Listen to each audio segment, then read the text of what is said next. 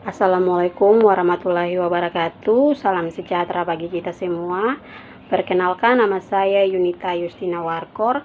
Di sini saya akan menjelaskan kembali materi yang telah diajarkan oleh Bapak dosen dengan judul Prinsip Ilmu Fisika yang berhubungan dengan ilmu kebidanan, dan yang kedua, Hukum termodinamika dalam pelayanan kebidanan. Yang ketiga, pengaturan suhu tubuh. Yang keempat, hidrodinamika dan penerapannya dalam pelayanan kebidanan. Kemudian yang kelima, gaya pada tubuh dan analisa gaya kegunaan klinik. Yang keenam, teori gelombang. Dan yang ketujuh, jenis alat elektronik dalam pelayanan kebidanan.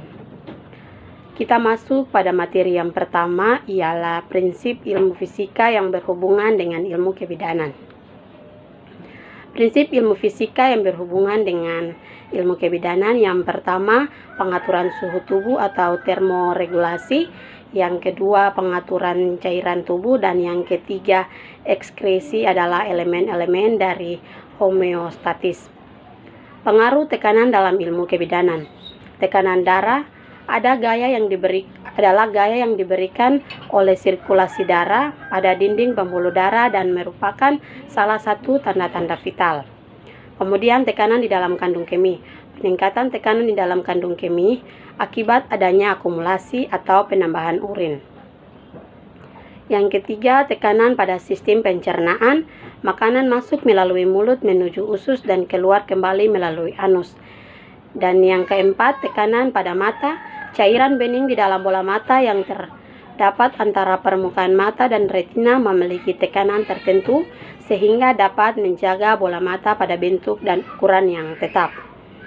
Dan yang kelima adalah tekanan di dalam tengkorak. Ruang di sekitar otak memiliki cairan otak yang disebut dengan cerebrospinal. Apabila terjadi tekanan di dalam otak, akan meningkatkan tekanan internal tengkorak yang menyebabkan terjadinya pembesaran tengkorak.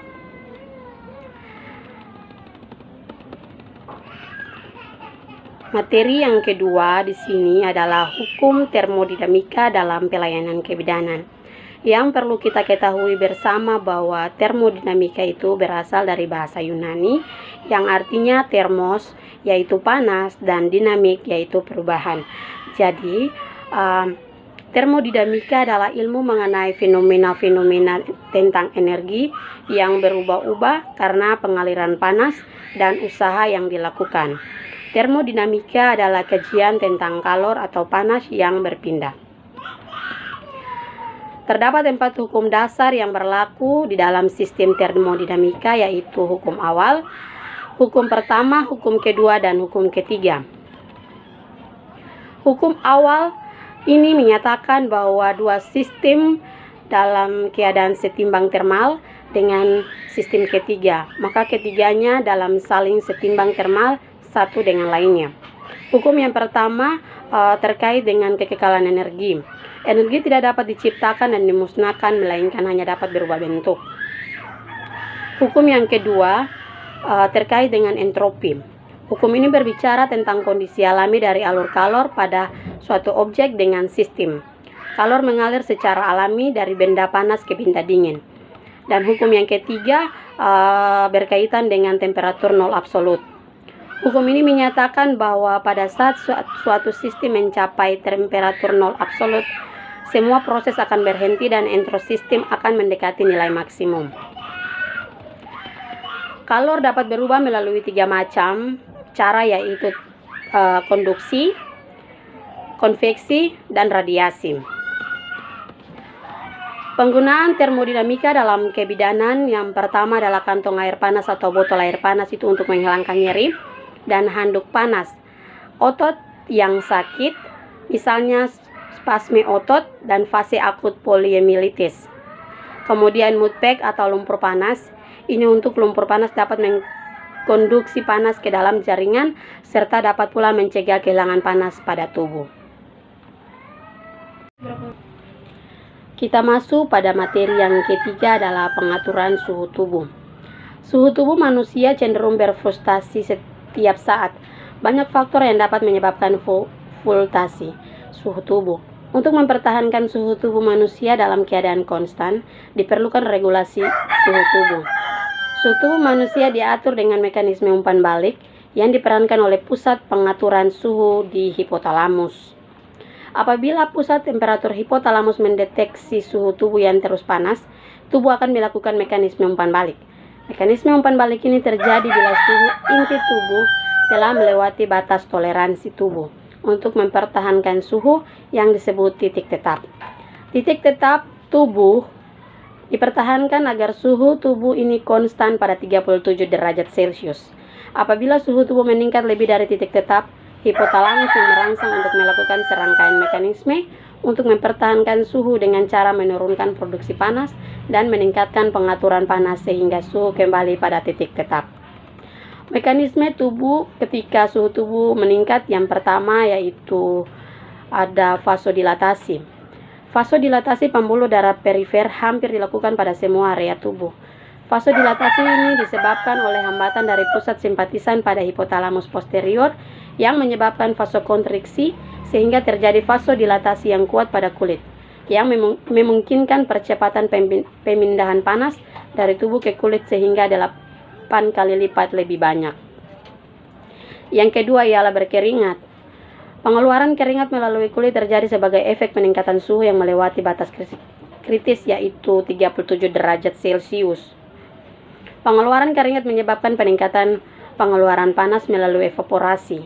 Pengeluaran keringat merupakan salah satu mekanisme tubuh ketika suhu meningkat melampaui ambang kritis.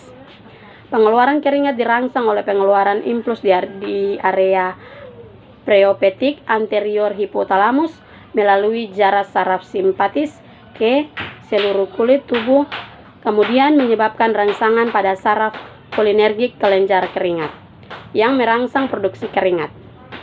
Kemudian C, penurunan pembentukan panas. Beberapa mekanisme pembentukan panas seperti termogenesis kimia dan menggigil dihambat dengan kuat. Materi yang keempat tentang hidrodinamika dan penerapannya dalam pelayanan kebidanan. A. Hidrodinamika. Pengertian dari hidrodinamika adalah salah satu cabang ilmu pengetahuan yang mempelajari gerak liquid atau gerak fluida cair, khususnya gerak air.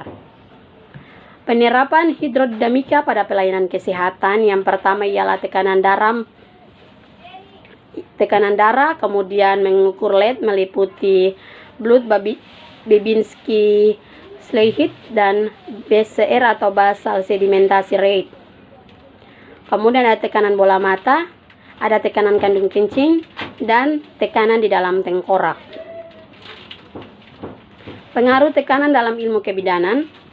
Tekanan pasien yang tidur lama pada tempat tidur menghambat darah kapiler perifer, terutama di daerah pembuluh darah yang tertekan di antara tulang dan tempat tidur. Darah yang membawa nutrien atau O2 tidak dapat mencapai sel-sel dan sel akan mati, mengakibatkan ulcus decubitus jika pasien diletakkan pada tempat tidur berisi udara atau air. Tekanan akan berkurang atau disebarkan karena area diperluas. Kemudian ada prinsip Pascal.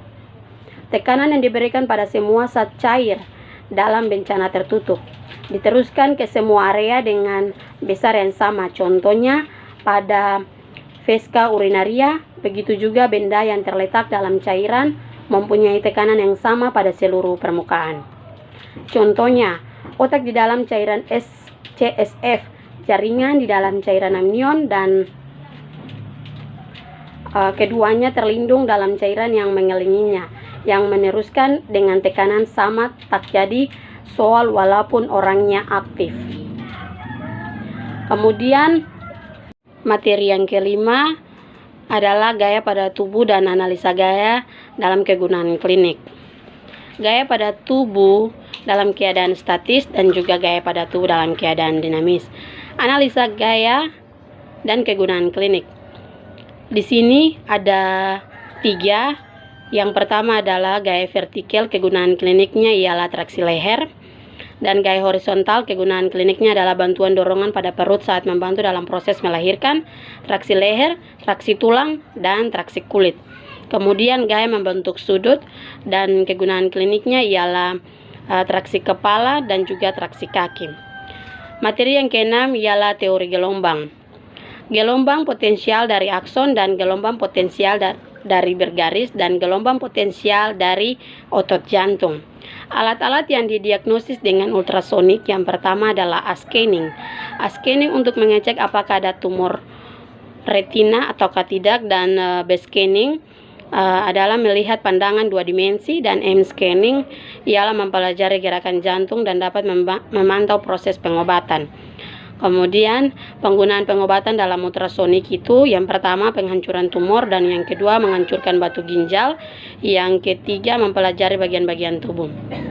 Materi yang terakhir ialah jenis alat elektronik dalam pelayanan kebidanan. Yang pertama adalah EKG, yang kedua EMG, yang ketiga ENG, yang keempat ERG, dan yang kelima EOG, yang keenam EEG, dan yang ketujuh EGG. Demikian itu adalah hasil dari penjelasan ketujuh materi yang telah dibawakan oleh Pak dosen. Sekian dan terima kasih.